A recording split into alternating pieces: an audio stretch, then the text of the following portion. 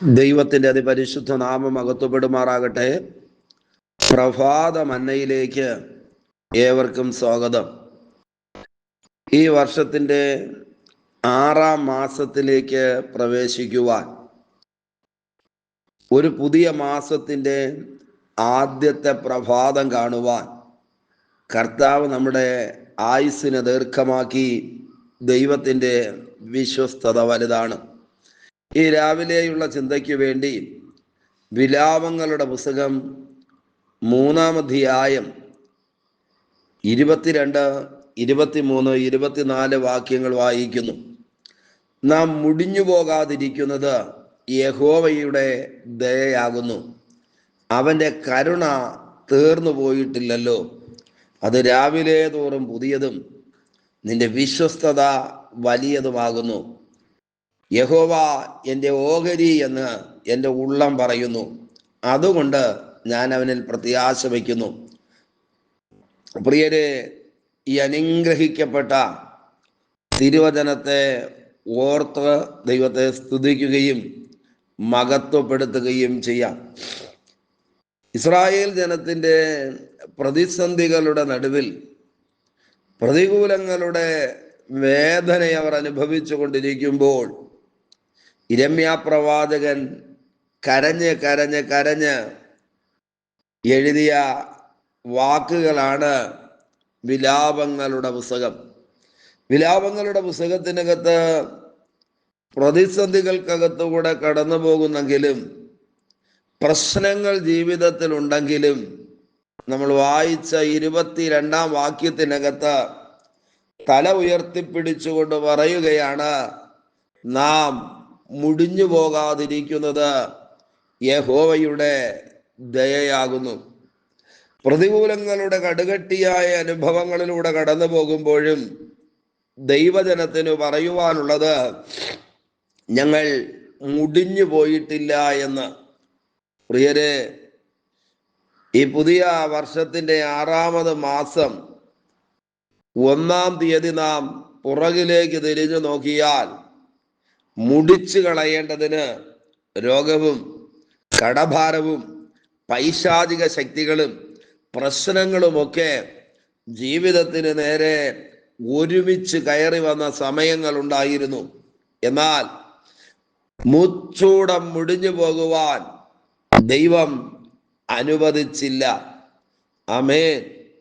അതിനുള്ള കാരണമാണ് പറയുന്നത്, ഞങ്ങളുടെ ബലമോ ഞങ്ങളുടെ പണമോ ഞങ്ങളുടെ ബന്ധങ്ങളുടെ കൂടുതലോ അല്ല ഞങ്ങൾ മുടിഞ്ഞു പോകാതിരിക്കുന്നത്.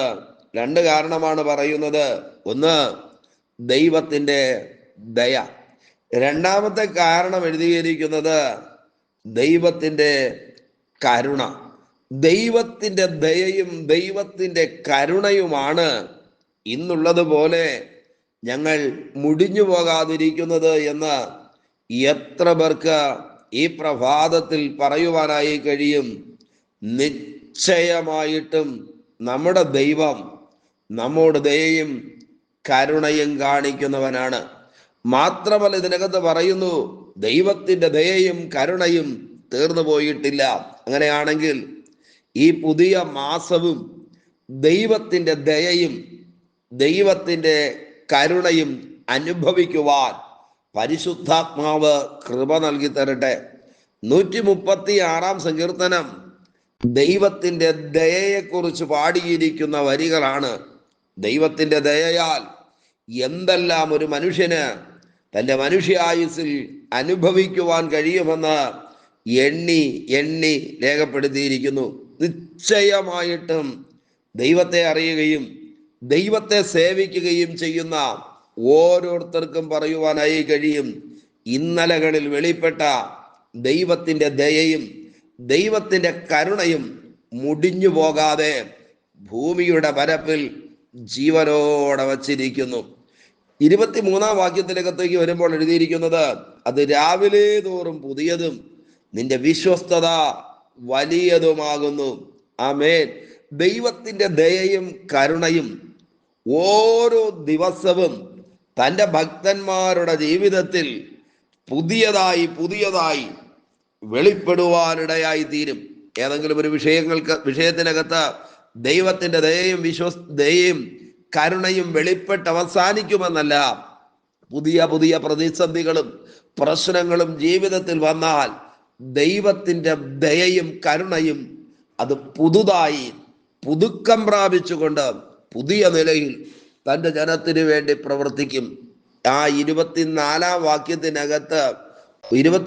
വാക്യത്തിനകത്ത് ഒരു പദം കൂടി എടുത്തെഴുതിയിട്ടുണ്ട്.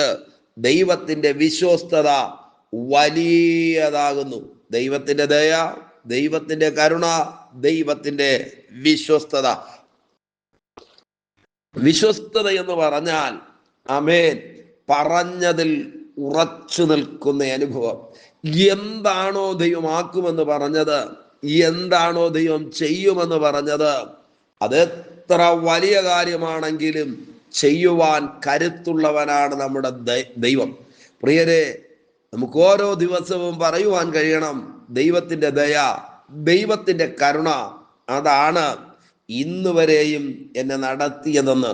അങ്ങനെയാണെങ്കിൽ ഈ ആണ്ടിന്റെ ശേഷിക്കുന്ന മാസങ്ങളിലും ദൈവത്തിന്റെ ദയയും ദൈവത്തിന്റെ കരുണയും ദൈവത്തിന്റെ വിശ്വസ്തതയും തൻ്റെ ഭക്തന്മാരോട് കൂടെ ഇരിക്കുന്ന ശ്രേഷ്ഠകരമായ അനുഗ്രഹങ്ങൾ അനുഭവിക്കുവാൻ ദൈവം നമ്മെ സഹായിക്കട്ടെ.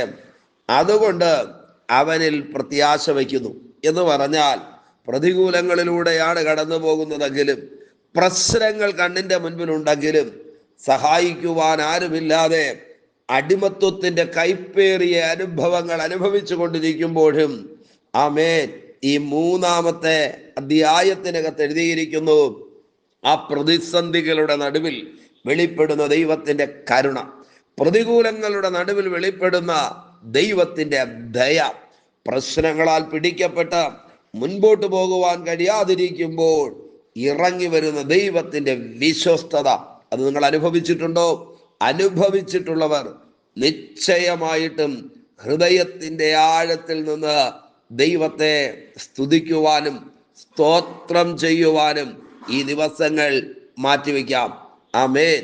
അപ്പോൾ ദൈവത്തിന്റെ ദയ, ദൈവത്തിന്റെ കരുണ, ദൈവത്തിന്റെ വിശ്വസ്തത, അങ്ങനെ എഴുതിയിരിക്കുന്നത്. ആമേൻ. ഇത് ഓരോ മനുഷ്യന്റെയും ജീവിതത്തിൽ ഉള്ളത് കൊണ്ട് സന്തോഷത്തോടെ പറയുന്നു, അതുകൊണ്ട് ഞാൻ അവനിൽ പ്രത്യാശ വയ്ക്കുന്നു. പ്രിയരെ, ഒരു പ്രത്യാശയുള്ള ക്രിസ്തീയ ജീവിതം നയിക്കുവാൻ അടിസ്ഥാനമായിരിക്കുന്നത്, ഈ ഭാഗത്ത് രേഖപ്പെടുത്തിയിരിക്കുന്നത്, നമ്മുടെ ദൈവം ദയയുള്ളവനാണ്, ദൈവം കരുണയുള്ളവനാണ്, ദൈവത്തിന്റെ വിശ്വസ്തതയും വലുതാണ്. അതുകൊണ്ട് പ്രതികൂലങ്ങളുടെ നടുവിലും പ്രശ്നങ്ങളുടെ നടുവിലും ദൈവത്തിൽ ഞാൻ പ്രത്യാശ വയ്ക്കുന്നു. ഭാരങ്ങളിലൂടെ കടന്നു പോകുന്ന, വേദനകളിലൂടെ കടന്നു പോകുന്ന ഒരു പുതിയ മാസത്തിലെത്തി.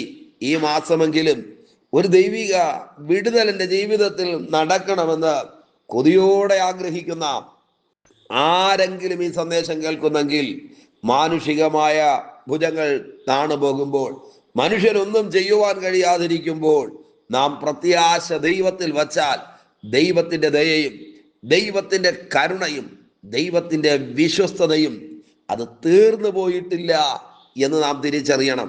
അതുകൊണ്ട് മുടിഞ്ഞു പോകാതെ ഇന്ന് വരെയും നാം ഇരിക്കുന്നു.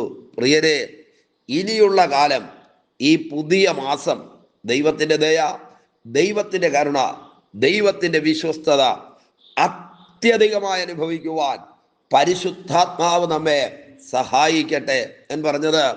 ഈ പുതിയ മാസത്തിന്റെ ഓരോ പ്രഭാതങ്ങളിലും ദൈവത്തിന്റെ ദയയ്ക്ക് വേണ്ടി, ദൈവത്തിന്റെ കരുണയ്ക്ക് വേണ്ടി, ദൈവത്തിന്റെ വിശ്വസ്തതയ്ക്ക് വേണ്ടി നമുക്ക് ഒരുങ്ങാമോ? നിശ്ചയമായിട്ടും ഓരോ സെക്കൻഡുകളിലും അതനുഭവിക്കുവാൻ സർവശക്തൻ നമ്മെ ബലപ്പെടുത്തുകയും സഹായിക്കുകയും ചെയ്യട്ടെ. ഈ മാസത്തിന്റെ അനുഗ്രഹത്തിന് വേണ്ടി നമുക്ക് ഒരുമിച്ച് ദൈവത്തോട് പ്രാർത്ഥിക്കാം. പരിശുദ്ധ ദൈവമേ, സ്വർഗസ്ഥ പിതാവേ, ഞങ്ങൾ ഒരുമിച്ച് തിരുപാദപീഠത്തോടടുത്ത് വരുന്നു. പ്രതികൂലങ്ങളുടെയും പ്രതിസന്ധികളുടെയും നടുവിൽ ദൈവത്തിന്റെ ദയയും ദൈവത്തിന്റെ കരുണയും ദൈവത്തിന്റെ വിശ്വസ്തതയും അത് തീർന്നു പോയിട്ടില്ല എന്ന് ഞങ്ങൾ തിരിച്ചറിയുന്നു. ഈ മാസം മുഴുവനും ദൈവത്തിന് വിശ്വസ്തത അനുഭവിക്കേണ്ടതിന് കൃപ ചെയ്യണമേ. ഓരോരുത്തരെയും ദൈവം സഹായിക്കും. തിരുകരങ്ങളിലേക്ക് ഏൽപ്പിക്കുന്നു. അധികാരമുള്ള യേശുവിന്റെ നാമത്തിൽ പിതാവേ, ആമേൻ, ആമേൻ. Okay, God bless you. ദൈവമായ കർത്താവ് എല്ലാവരെയും അനുഗ്രഹിക്കട്ടെ. ഈ മാസം മുഴുവനും ദൈവത്തിന്റെ ദയയും ദൈവത്തിന്റെ കരുണയും ദൈവത്തിന്റെ വിശ്വസ്തതയും അനുഭവിക്കുവാൻ സകലരെയും ദൈവം സഹായിക്കട്ടെ. ആമേൻ, ആമേൻ.